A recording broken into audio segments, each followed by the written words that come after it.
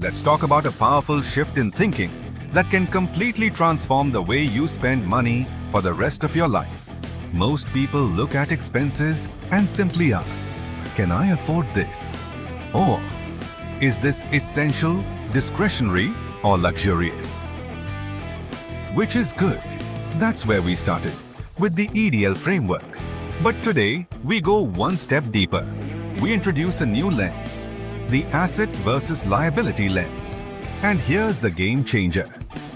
An expense can look essential, like education, gadgets, or even a car, but still be a liability if it doesn't support your long-term freedom.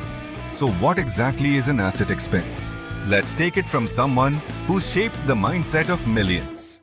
Robert Kiyosaki, author of Rich Dad, Poor Dad and Cash Flow Quadrants. His definition of an asset is brutally simple. An asset puts money into your pocket.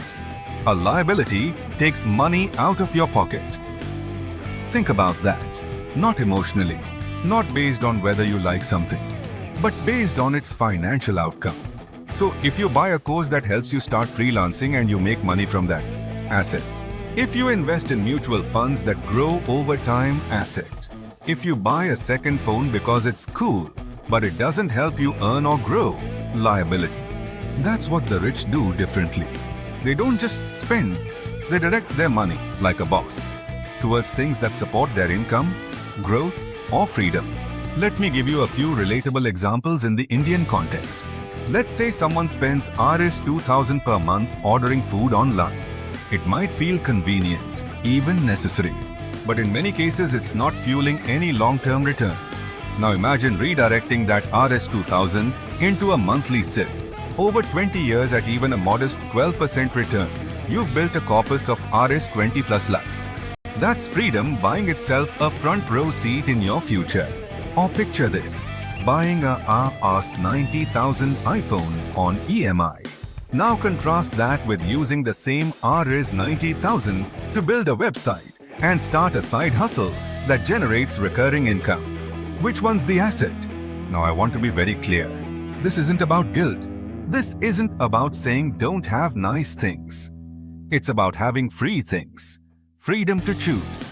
Freedom to live on your terms. And freedom comes from asset-first spending. Let's talk categories of asset expenses. What actually qualifies? First, the obvious ones. Financial assets. As in equity mutual funds, direct stock investments, PPF, NPS, REITs, gold bonds. Anything that has the potential to grow in value or generate passive income over time. These are your classic wealth builders, income-generating assets. This includes money spent on building a business, buying rental property, setting up a YouTube channel, launching a digital product, or even acquiring tools that help you earn money, like a camera, a laptop, or podcast mic. These may not be passive initially, but they're income-focused. Personal growth assets. Every rupee you spend on learning a skill, getting a certification, enrolling in coaching, or even reading a good book, if it expands your ability to earn or manage money better, it's an asset. You're doing that right now with this coaching program. You've already made an asset class investment in yourself. Don't forget to pat yourself on the back for that. Health-related assets. Your body is your biggest wealth creator. Gym memberships, yoga classes, therapy, health insurance, nutritious food. If they help you stay in shape to work, grow and live longer, they're assets too. Now here's your reflection prompt. Go back and look at your last 30 to 60 days of major expenses. Start tagging them. For each one, ask, does this expense help me grow? Does it help me earn more? Does it reduce my stress or protect my income? Will it give me returns in the future? If the answer is yes to any of these, you're looking at an asset expense. But be brutally honest. Just because something feels good doesn't mean it's adding value. Ask 10,000 on a networking event that didn't lead to any learning, growth, or connection may have been a fancy liability disguised as an opportunity. I want you to audit your expenses, not just by EDL. essential, discretionary. Luxurious, but also by utility. Is it an asset or a liability? Here's a small practical exercise. Write down your 10 biggest purchases from the last 3 months. Now write next to each one. What was the amount? What was the purpose? Did it help you grow, earn, or protect your wealth? Would you spend on it again?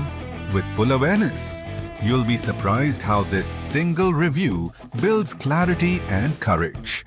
You'll start recognizing patterns. How much of your money is growing you and how much is just draining silently. And don't worry, if most of your expenses so far weren't assets, that's okay. We are not here to judge the past. We're here to design your future. And asset class spending is how you buy that future. Before we wrap up, I want to quickly bridge into our next video. Because not all asset expenses are created equal. Some fuel your lifestyle. Some are strategic. Some grow silently in the background. And some demand effort but give compounding results.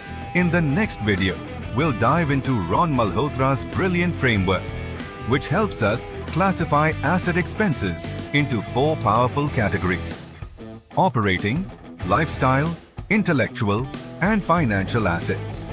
We'll break down each one, give you examples, and help you figure out where your asset spending is concentrated and where it should be if your goal is freedom.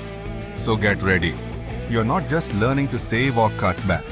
You're learning to spend like the wealthy do, with purpose, power, and long-term vision. See you in the next video.